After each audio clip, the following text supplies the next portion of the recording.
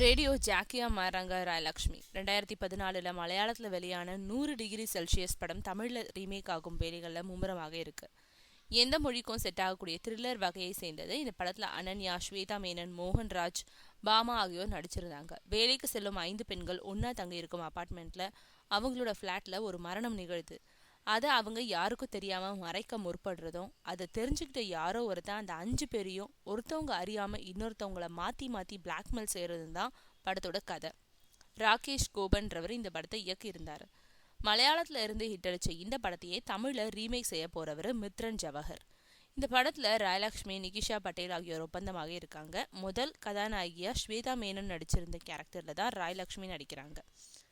அந்த படத்தில் TV channel ரிப்போர்ட்டராக இருந்த ஸ்வேதா மேனன் கேரக்டரை ராய் லக்ஷ்மிக்காக ரேடியோ ஜாக்கி கேரக்டராக மாற்றிருக்காரு மித்ரன் ஜவஹர். மற்றபடி ஸ்வேதா மேனனோட போல்டான குணாதிசயத்தையே இந்த படத்துலையும் வச்சிருக்காராம்.